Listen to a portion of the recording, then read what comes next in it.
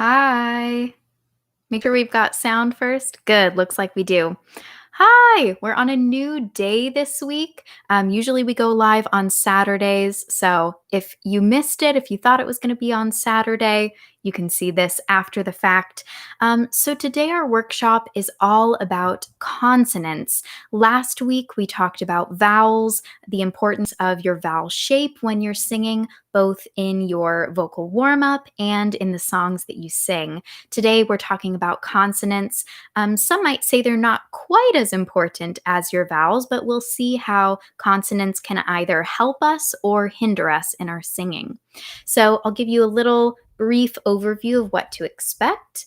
First, we'll talk about using the most helpful consonant for the job within your warm-ups. After that, we'll talk about using or modifying consonants within songs.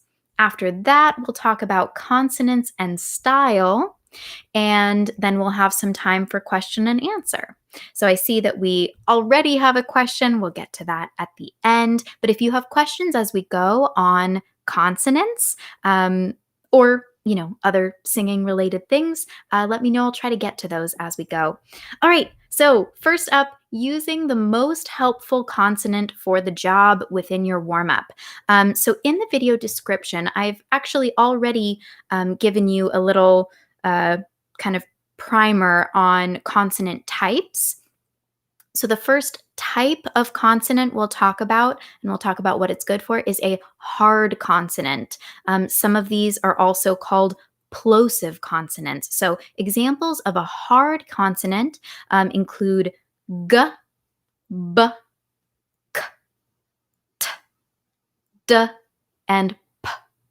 So if you make those sounds with me, first a hard G sound, g. I want you to try these consonant sounds out with me and notice what your mouth is doing to create that sound.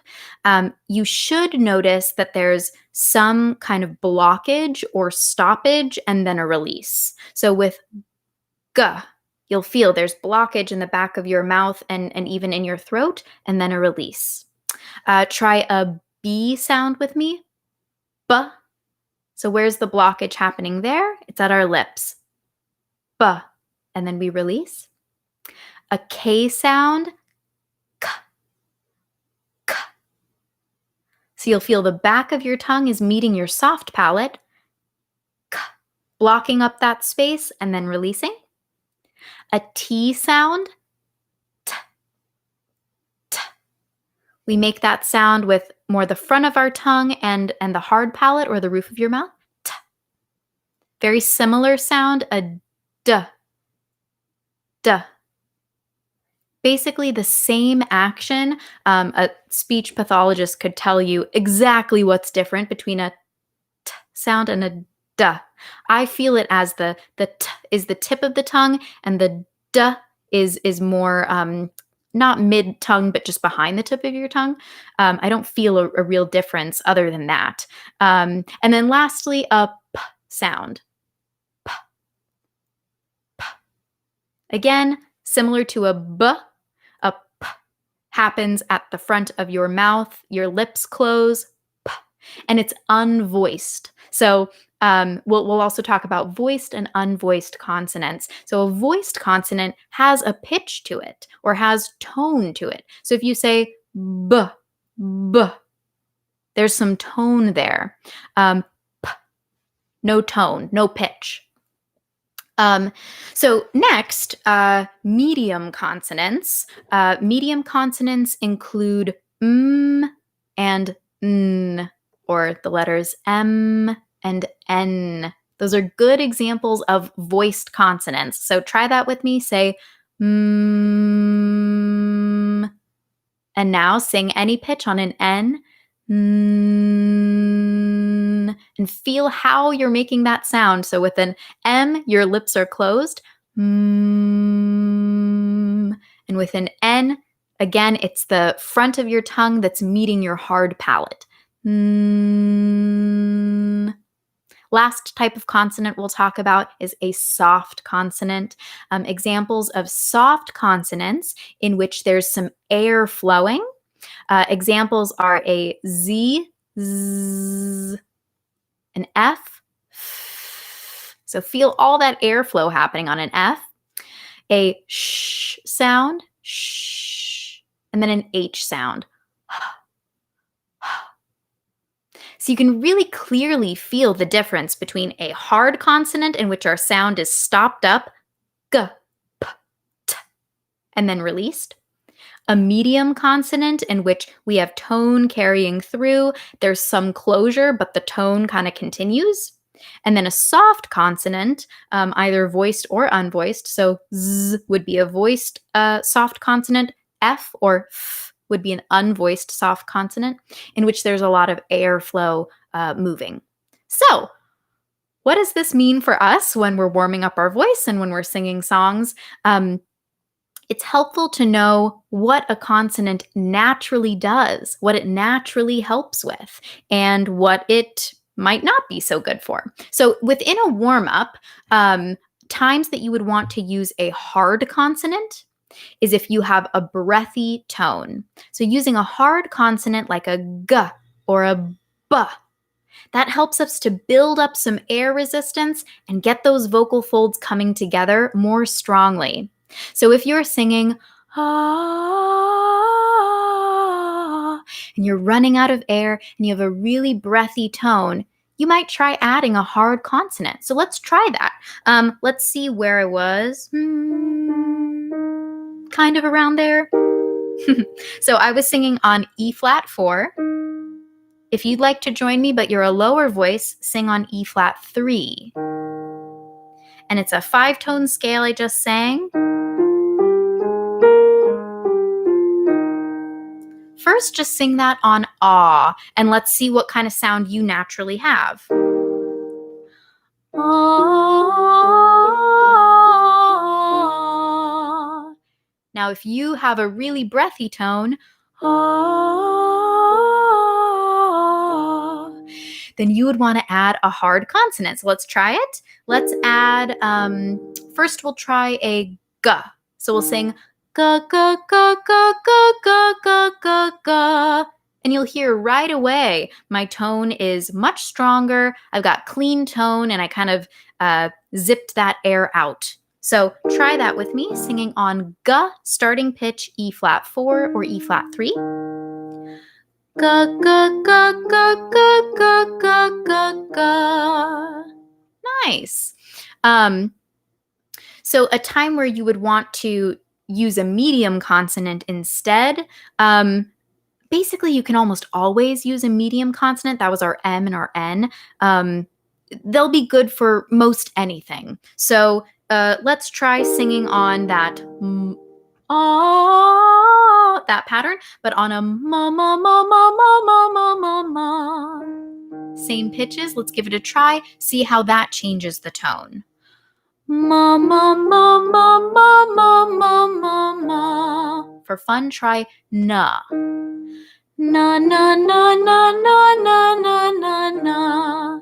So you can hear with the na sound a little bit more nasality coming through, but it's a nice medium volume, medium pressure kind of sound. So if you're using that hard consonant ga ga ga, you're going to get more chord closure and a stronger sound overall. Lastly, a soft consonant. When would we use that? So we'd use a soft consonant. That's the airflowy ones like a z or a f or a sh.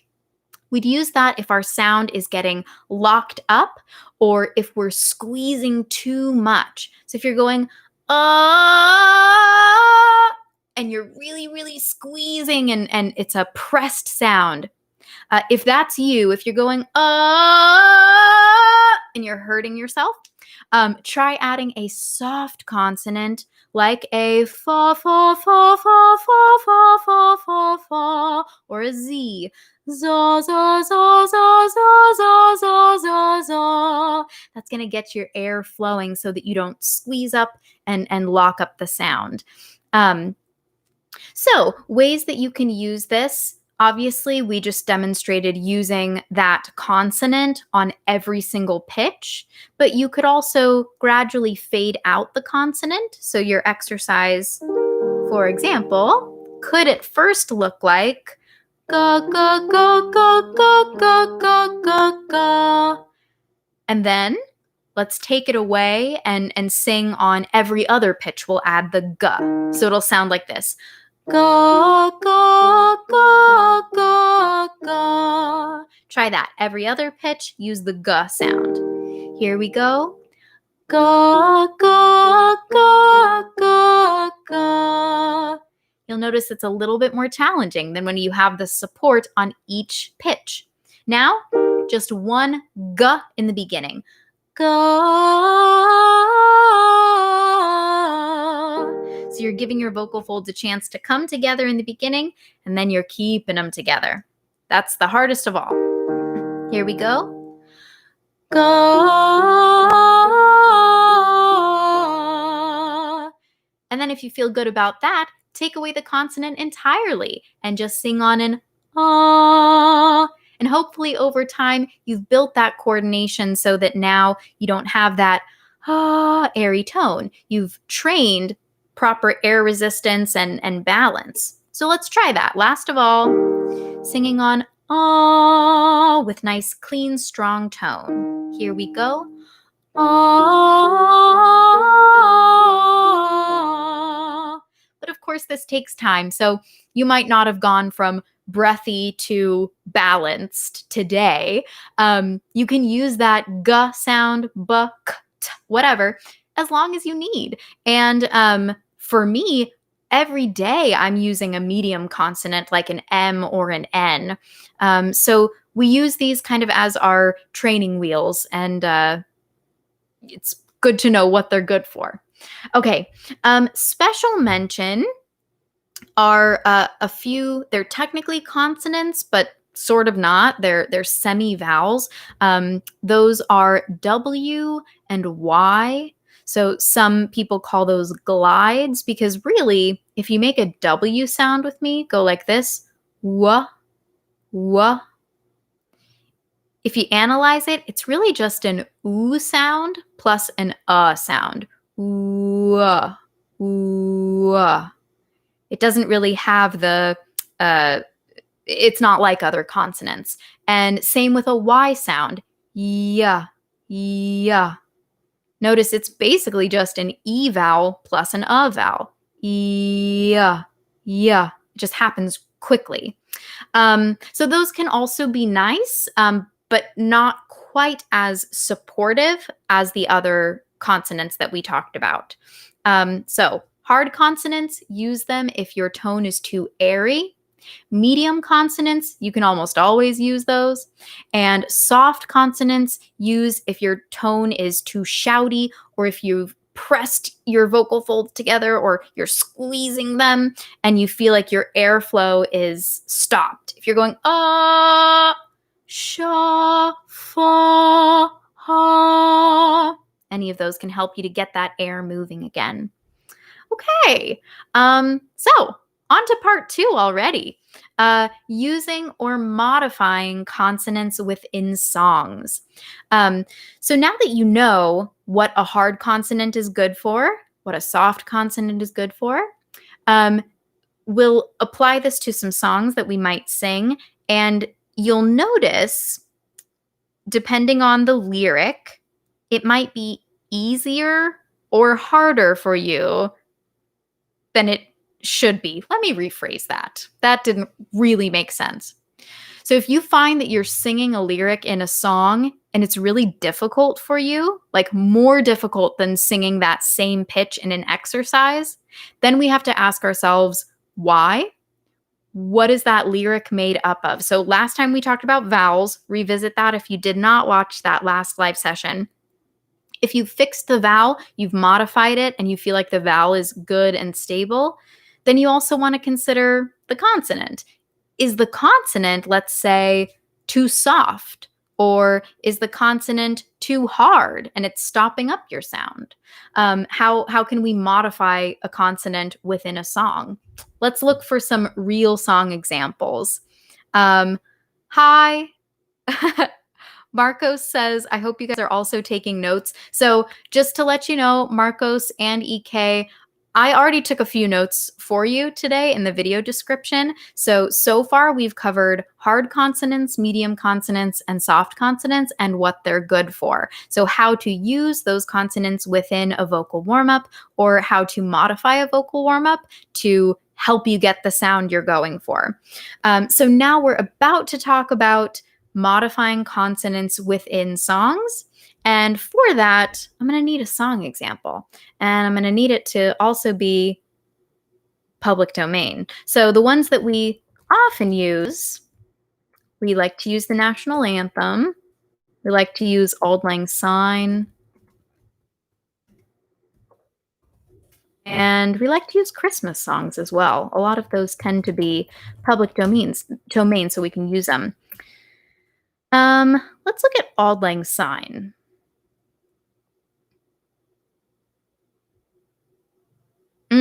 This is going to be a good one. Okay, so I'm going to go to the key of, to figure it out first, what key I want to be in.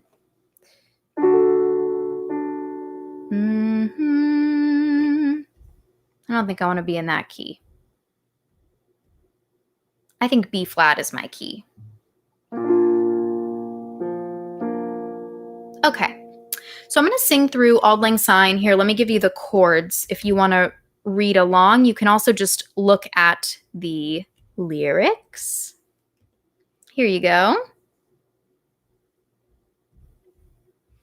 Okay, I'm going to be singing through, and we're paying special attention to the consonants, noticing if a consonant is problematic and how we might modify it if it is. So most consonants you come across will be fine. They won't be a problem for you, but every now and then you'll trip up on one that is making your job harder than it needs to be.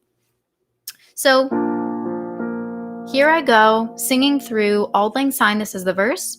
Should old acquaintance be forgot and never brought to mind? Should old acquaintance... All right, so there's one. Should. What kind of consonant is the sh sound? Refer to that video description note. So the sh sound is a soft consonant. There's a lot of airflow, and it's also unvoiced. So if you find that your voice is a little bit shaky or maybe even breaking apart when you sing, should old acquaintance, we can modify that consonant so that, number one, it's got a little bit more closure to it, and it has some tone. So instead of should, we're going to modify this to a little bit of a zh sound. So that's second in the video description, is replacing an unvoiced consonant with a voiced one. And I give credit to Gerald White. He's a fantastic singer and teacher in LA. At one of his singing workshops, I learned this from him, and it's been really, really helpful. So if you're singing the word should and you're kind of breaking apart, look in that chart and you'll see SH. We'll modify that to a little bit of a zh sound. Should. Now, you don't need to go all the way to should old acquaintance. That's probably too much. So with vowel modification and with consonant modification, we're trying to find that middle ground where our audience might not know what we're doing, but we're making our job a little bit easier. So let's try it and see if it's easier. So instead of singing should and getting a bunch of air, should old acquaintance, should. I'm getting my vocal folds together, should, and I'm using less air. Should to should. Cool. Let's try it in context. From the beginning of the verse. Should old acquaintance be forgot and never brought to mind? Should old acquaintance acquaintance be forgot. Yeah, that felt a little bit more stable. And old lang syne. Good. Going on to the chorus, I have another soft, unvoiced consonant. For old lang syne, my dear, for old. So probably if you're not modifying that, you might be running into what I'm running into. I'm getting a lighter tone than I really want, a softer sound. For old, for old. Again, let's consult our chart. How can I change the f sound into a voiced consonant? So from an unvoiced f to a voiced v. So you'll see F to V on that chart in the video description. Let's give it a try in context. This is right before the chorus. So instead of singing for old, I'm going to sing for old lang. Vor instead of for old lang syne, my dear. And you'll see that had an impact on my registration as well. Whereas when I was singing for old, my voice was just flipping to head voice. Now, it's fine if I want that to happen, but I think it's not really that high. I should probably be singing that in chest or mix. And replacing the f sound with a v. It's voiced, gets my vocal folds together from the start rather than starting with air. For. Does that make sense? We're talking about onset here. If I start a note with air, for, it's probably going to be airy all the way through. Whereas if I start a note for, with tone, for old lang, and with my vocal folds together, then it's easier for them to stay together when I get to the vowel. For old lang syne, my dear. And then we have another one. For old. Oops, I need to play the right chord. For old lang syne. Here's another one. Sign. For old lang syne. Again, an unvoiced consonant. Sign. I'm starting with air. So, of course, my voice is going to a more airy head voice. If I don't want that, I'm going to replace that consonant. I'm going to modify that consonant. Instead of a soft and unvoiced sign, I'll replace it with a little bit of a Z sound. Now, you might notice S and Z are both soft consonants. They both have airflow happening. But the difference between a S sound and a Z sound is that there's tone. There's a pitch there. S, no tone. Vocal folds aren't together. Z, tone underneath that hissing sound. There's vocal fold action. So we're at for old lang syne. Now, I don't really have to do it there. Syne, my dear. But I'm going to do it on this next line. For old lang syne. Much easier.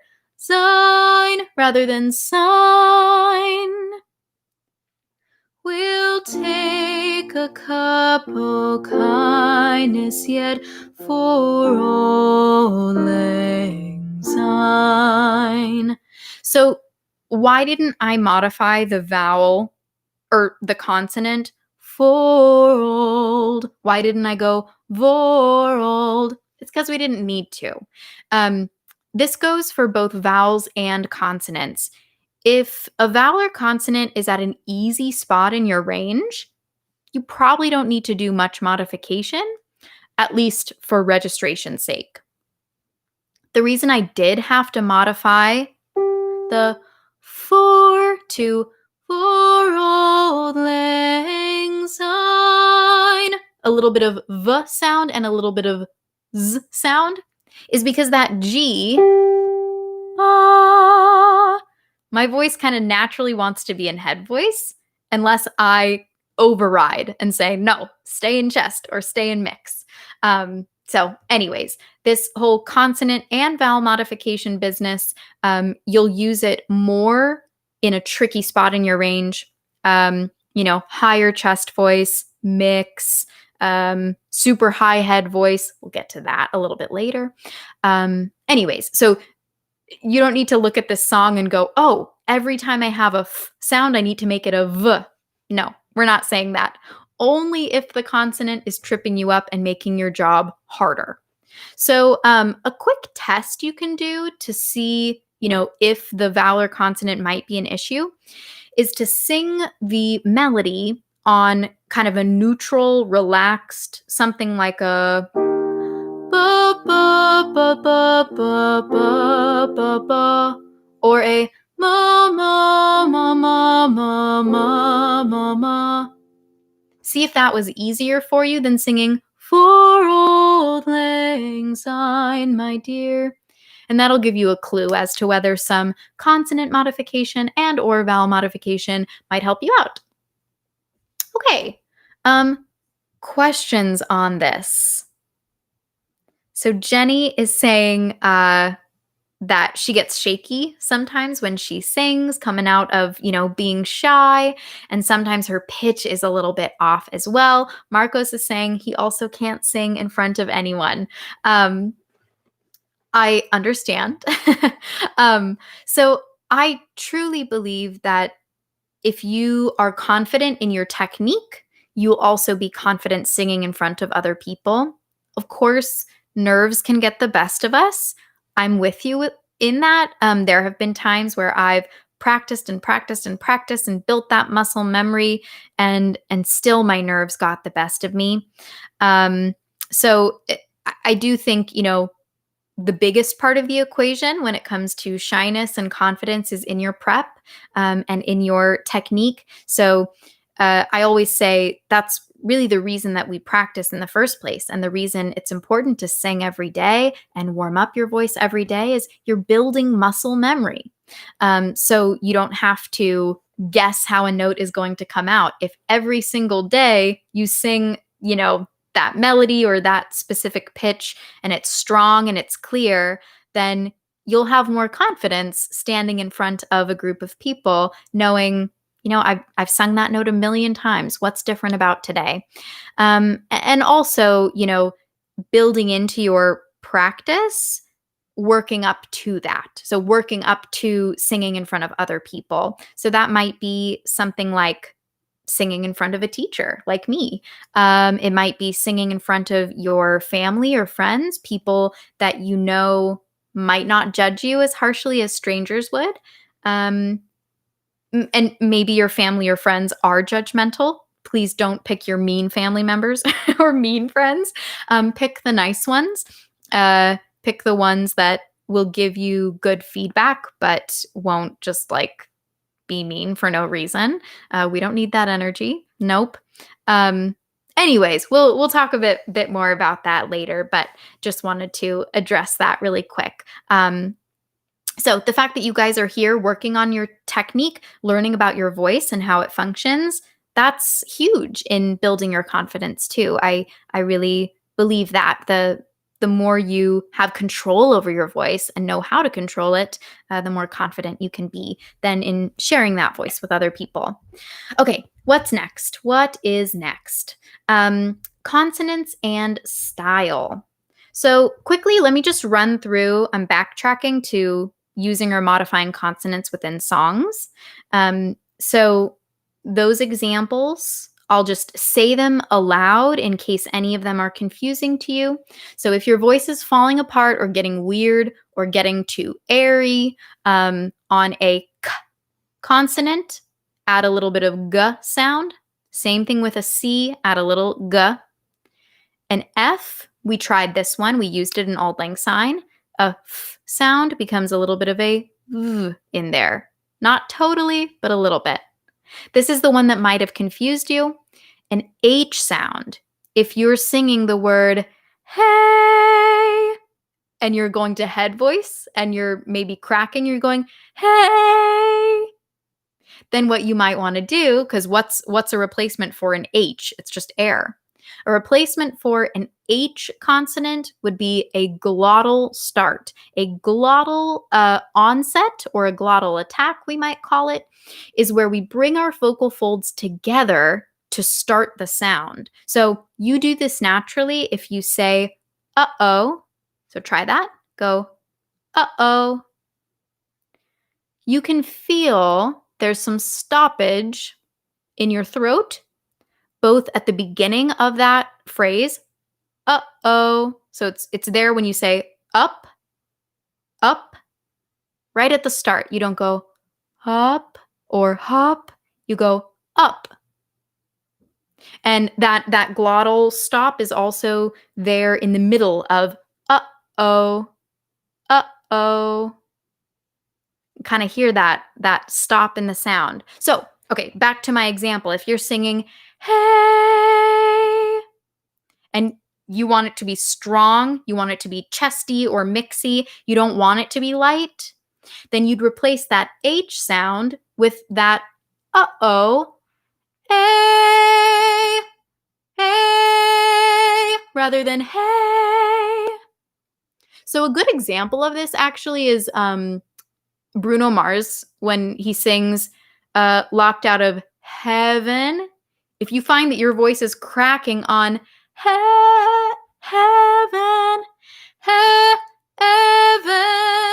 instead of heaven, heaven, try it. So if you have any word that starts with an H, start it instead with a little glottal onset or that uh-oh sound. Rather than ha. Okay, that one needed a little explanation. The rest I think are pretty straightforward. If you have a p sound, add a little b. So I had a song where I had to sing the word pain, and my voice was kind of cracking on that pain. So I was going pain, and I wasn't holding it together. My solution for that was to add a little bit of b sound in there. Pain, pain. Not quite Bane, but pain, pain. So you can dial it back. Again, you're not just straight up using a B in place of a P. You're adding a little bit of B sound into your P consonant. And if need be, yeah, you could say Bane instead of pain, and probably your audience wouldn't know. Okay, a qu sound turns into gua. Just again, to add some chord, to add some phonation from the start. Phonation is just making sound with your vocal folds. An S turns into a little bit of a Z. We did that in Auld Lang Syne. T turns into D, T, D. What's the difference? We have a little bit of phonation underneath, not just a puff of air. Th, there, if you're saying the word there, there. Think about adding a little bit of a D sound before you sing there. So instead of there, there, D, there. And again, your audience isn't going to know that you added that little D. And then last, the sh sound. Did we try that? I think we did. Yeah, we did in Auld Lang Syne. Instead of saying should old, we went should old acquaintance. And I know it sounds weird out of context. And never brought to mind should old acquaintance be forgot. It doesn't sound that weird if you just slip it in there and be,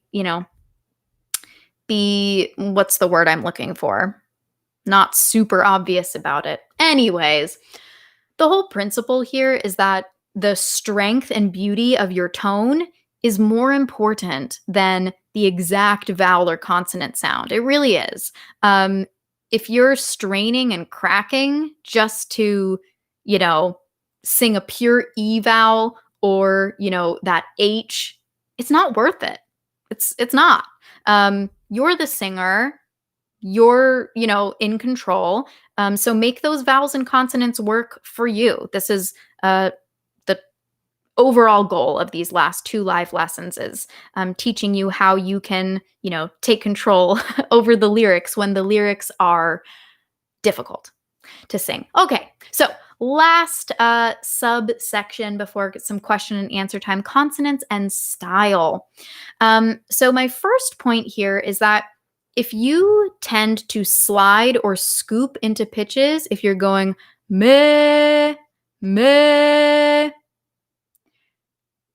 please note that the M sound, if you're singing the word meh, that M sound has a pitch to it.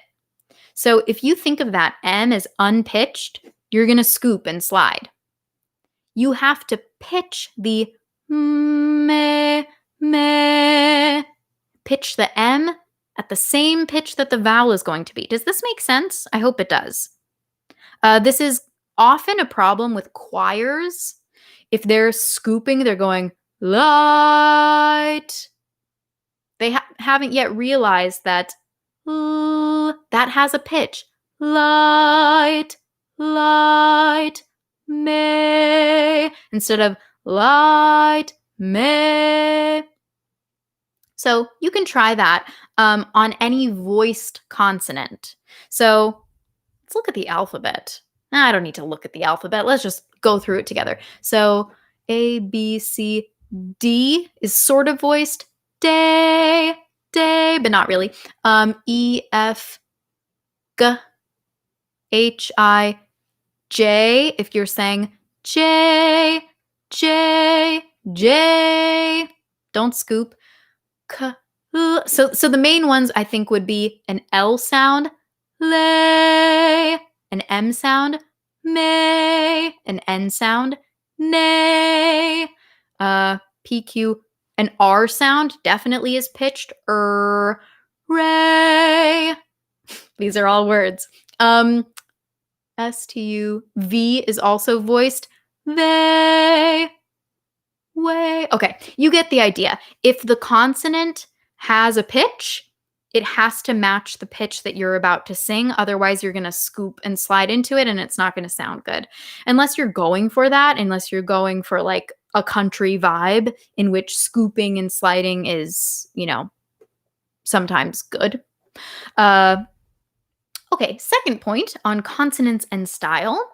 Take note of the consonants that you can add some vocal fry on. So vocal fry is that creaky sound that,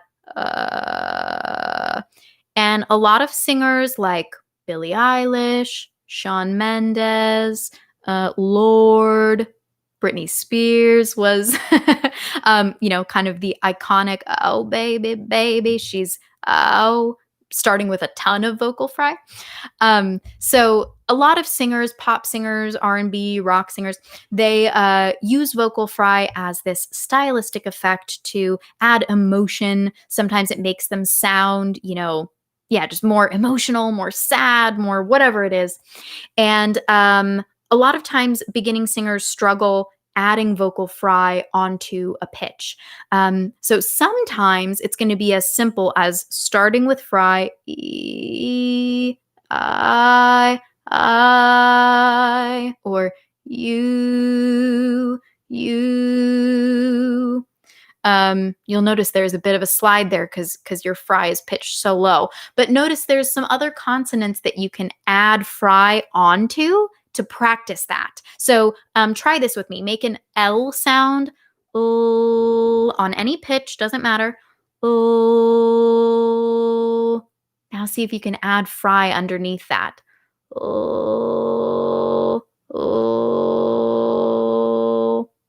It might not sound beautiful, but what it could end up being is love, love, adding a little fry to that love, love. Or try the consonant M. And now see if you can add some vocal fry at the same time. May, maybe, may. You get it. It can turn into a cool sound, but sometimes it takes a little bit of time just to get that coordination. The other consonants you can try this on are those semivowels or glides we talked about before. Those are Y and W. So you, see if you can find fry on a Y shape.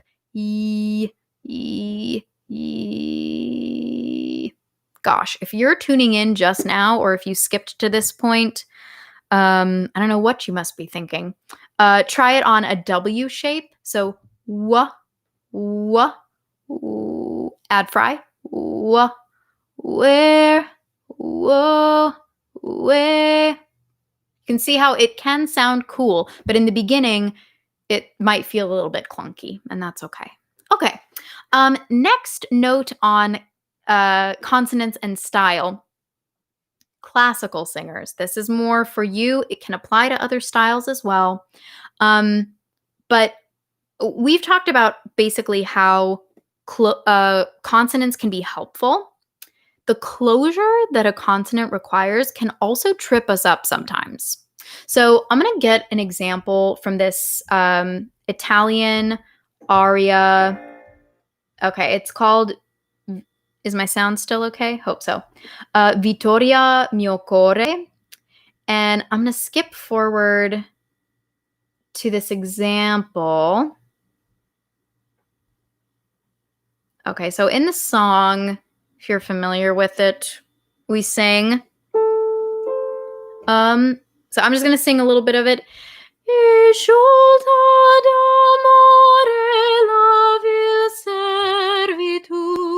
Oh, I don't think that's the spot I wanted to sing. That's not the spot I wanted to sing. Let me go back. Okay. There's my note. Le frodelia fani. Here's the spot. Non. Okay. Non. That's very difficult for a lot of singers to close up and also keep their tone beautiful and open. So if you want to look at this with me, if you're a classical singer or interested in this song, here's the link. Here you go. So giving an example in a classical piece of where a consonant might be problematic and the solution is not changing the consonant, but just moving it a little bit. So here's this example. Le frodelia fani. Here's the tricky spot. Non. You can hear how it sounds really pinched if I make that sound up that high. So the solution is to move that sound. The lyrics are lia fani non ano. So instead of saying lia fani non ano, I'm going to say lia fanin on ano. If you saw the lyrics, it might make a little bit more sense. Basically, I'm moving a consonant from the start of a word to the end of the word that came before it. This is, I'll show you what that sounds like. So instead of going, le frodelia fani non, and getting that closed pinch sound, oh, that's the sound I want, not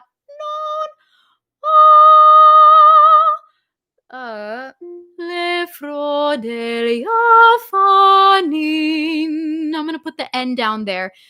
Ino, ino, no, no, ino. Okay, it's a small change, and I didn't do it well the first time, but once I practice that, it'll sound better than le frodelia fani no no no, instead of no, getting that pinched, squeaky, bad tone. Okay, so that's a pretty specific example, but just noodle it around. See if there's a time where you're singing a song and one of the words starts with a consonant and you feel like your voice is like stopping there or just getting weird. We talked about modifying the consonant, but you can also move the consonant sometimes. And there are examples where you would just drop the consonant entirely. If you're a soprano and you're singing above the treble clef staff, for example, you're probably not going to be closing your mouth that much. And most consonants require closure of our mouth. We practiced that in the beginning. We kind of felt those different shapes and how they close our mouth up. B, d, f, l. Everything, every consonant sound you make, except for the glides, y, w, it's the result of some closure. And sometimes closure is not helpful. So, okay, specific example, but I thought I'd throw that out there for some classical singers on here. And lastly, basically the golden rule, and we talked about this with the vowel modification video as well. The golden rule is that the beauty of your singing tone occurs on the vowel. The consonants we sing don't supply that much in the beauty department. B, f, l. It's not as beautiful as ah, he, hey, ho. The beauty's on the vowel. So we're focusing on consonants because a consonant can set you up to sing a vowel well. It can make your job easier for singing that vowel, for singing the remainder of that word. So essentially, my note is use a consonant or modify a consonant to help you out. The consonant isn't the end in and of itself. I'm not here to say, this is how you always sing an N or an M. No. What I'm saying today is, if you have an M or an N, or if you have a B sound, or if you have a H sound and, it's tripping you up, here's how you can change it to make your job easier. So pure tone, or the vowel, is the core of our sound, and the consonants are there to just make us intelligible. So we are saying something instead of just going, oh. Okay. Time for some questions. Okay. So Jenny asked before that sometimes her pitch is a little bit off, and she's wondering how to fix that. So Jenny, I've got an article for you to read, and I'm going to give you the link right here. I need to find it first. Give me a sec, Jenny. And if you've got questions, if you just joined or you joined late, throw those questions in the chat. So Jenny, if you're new, we're with 30 Day Singer, and I'm going to the 30 Day Singer blog to get this this article for you, because that's where it was posted. Oh, I copied the wrong link. Here we go. Here's the right link. All right, Jenny, this is for you. How to tell if you're singing in tune using free websites and apps to improve your pitch accuracy. So you were talking about getting nervous and then your pitch going a little bit off. I think if that's the case, if your pitch is normally good and you only find that you're going off pitch when you're nervous, I would ask you two things. I would ask you first, how's your breath support? Because if our breath is kind of wobbly, if our sound isn't supported, how much breath you're using, that's going to have a big impact on whether you're in tune or not. If you are starting to run out of air, a lot of times you'll find that you're falling flat. So if I don't have good breath support, if I'm kind of breathing shallowly because I'm nervous and I go, ah, I'm going to start going flat. I'm going to have a breathy tone. But yeah, even if I'm not breathy and I'm going, ah, but it's not supported, I'll probably start falling flat too. So that was my first question for you. If you're singing in front of a group, how's your breath support? And then my second question is, are you tensing? Are you holding tension somewhere in your body that normally you wouldn't? So typically we'll see flatness result from breath support or lack thereof. And then we'll see sharpness when we're tense. So if you're nervous and you're squeezing up your belly, you might be pulling sharp just because of that excess energy, too much energy. Or if you're squeezing somewhere in your throat. So those are my two main questions. Breath support, if you find you're falling flat, work on breath support and make that a specific goal when you go into a situation that's a little nerve-wracking for you, is focusing on remaining grounded, taking those low breaths, engaging your low abdominal support. And then if you find that the problem is the opposite, you're pulling sharp, then take note of if you're kind of squeezing or tensing somewhere in your body, and think about ways that you can counteract that. Okay. Hold on. Tanya and Tyler are freaking out. Live lessons are continuing. We just changed the date this week. Have no fear. So the reason I changed the date this week, I normally do these live lessons on Saturdays, and this weekend it's my husband's birthday, and so I wanted to be free to celebrate his birthday with him this weekend. So that's why I did the live lesson on Wednesday instead. Haven't decided yet if this Wednesday date will be a continuing thing or if it'll stay on Saturdays. Anyways, check out the channel every now and then. It is usually posted, well, it's always posted ahead of time, to let you know when it'll be, what, date. And anyways, I'm glad you guys were able to join, even if a little bit late. So yes, live lessons continuing. I've got the next 2 planned already, so definitely not stopping.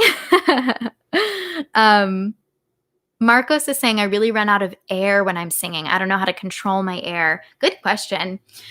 So I would say 2 things to work on if you run out of air. Oh, goodness. It's more than 2 things. I said 2 and I shouldn't have said 2. So Marcos, number 1, please check on your posture when you're singing. Your posture is the foundation for, how your voice is ultimately going to function. If you are not standing or sitting with good posture, if you're collapsed, so I'm showing you right now bad posture, my shoulders are rolled forward, my chest is collapsed, and then if I go to take a deep breath, if I try to take a deep breath, I really cannot. I can take a breath, but I feel tension in my chest, and I don't feel like I can sing well in this posture. So instead, sitting or standing with your chest lifted, your rib cage will also be lifted. So that's our foundation. If you find that you're running out of air, ask yourself first, am I starting to kind of get a little bit maybe lazy with my posture? Or is my posture getting worse as I run out of air? Because that happens a lot. We run out of air and our tendency is to kind of squeeze this way, to like squeeze more air out. And that doesn't work well. So posture, check on that first. Second, check on your low abdominal muscles. So if you put your hands on your belly and go, hey, hey, or whoa, ha, ha, ha. So try that with me. I know it feels pretty silly, Marcos, but if you feel your belly engaging, pushing out a little bit when you do that, that's a good thing. If you don't feel your belly, that's a sign that you're just using your throat. You're going, hey, oh. So a good way to actually use your belly and your diaphragm is to use an H sound. So, hey, ho, ho, ho, ho, or he, and feel your belly go psh, psh, psh, pulsing out every time. So that's an easy way to feel which muscles should be engaged to provide proper support when you sing. So the tricky thing now is engaging those low muscles and keeping them engaged when you sing without having to do that huh grunt thing, without literally having to, punch somebody, to get your low abdominals engaged. I also like the lip trill. It's a little more gentle. It's a gentler way of feeling that low body support. So again, hands on your belly, and if you try that lip trill,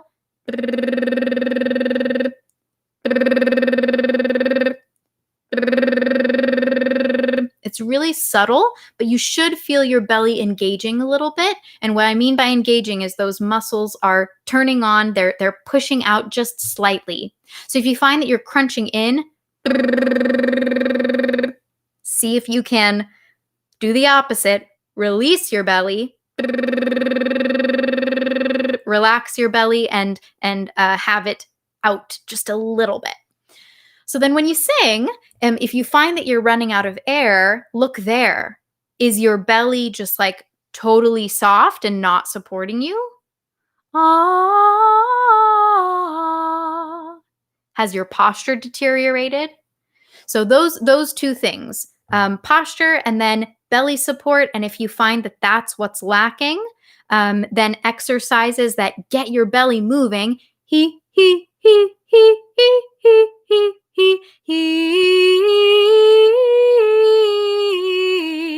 something like that. So ha ha ha, belly moves, and you don't have to work too hard to do that. So ha ha ha, and then sing on top of that supported belly. Does that make sense, Marcos? Let me know if this is making sense to you. Okay, so first was posture. Second was that breath support, engaging your low abdominals and being able to do that in a gentle way as well. You're not always going to go ha when you sing, right? You're sometimes going to be singing quietly, but you still want it to be supported. And then the third factor to look into if you're running out of air is your cord closure. So we talked about cord closure earlier on in this lesson. If you find that you're getting a really weak, breathy tone overall, ah, and you can both feel and hear air leaking through, ah, that's a surefire sign that you have insufficient cord closure or vocal effort. Okay, good. I'm glad it's making sense.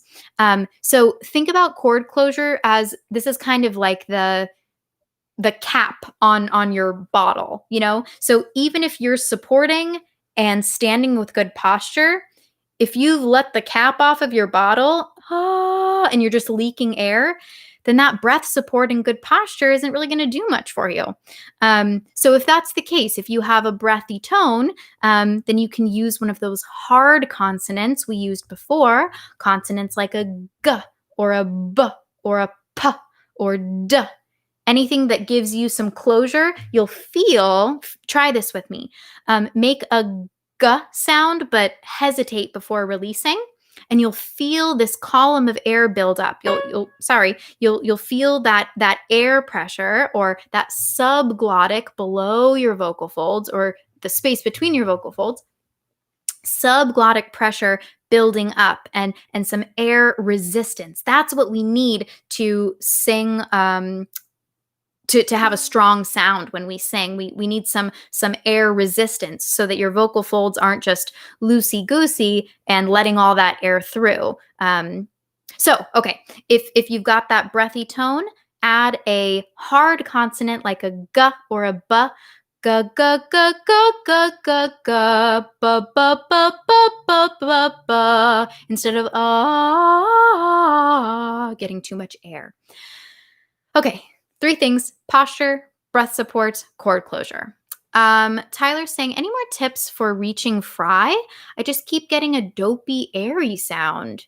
Can you try on a non-dopey vowel, on something like an E?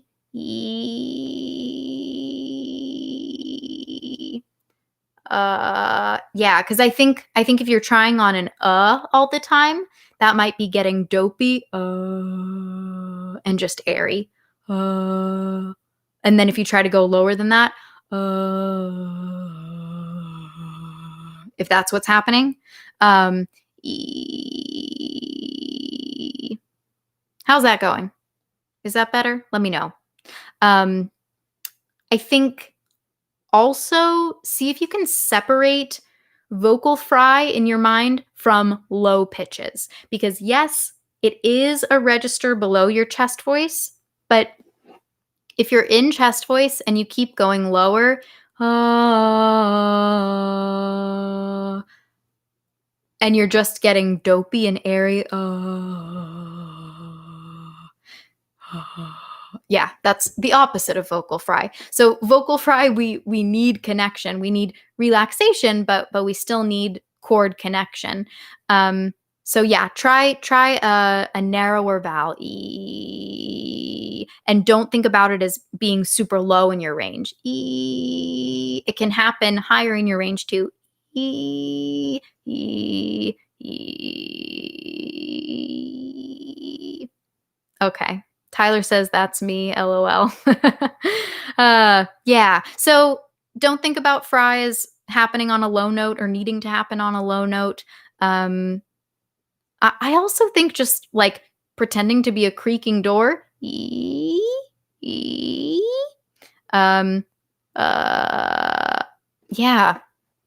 It's tough. It's tough to stumble onto if it's not a sound that you like kind of play around with. But Tyler, I hope that helps you. Narrow vowel and not as low of pitch. Also keeping chord closure. E, e, e, e. So if you don't let yourself get airy, e, e.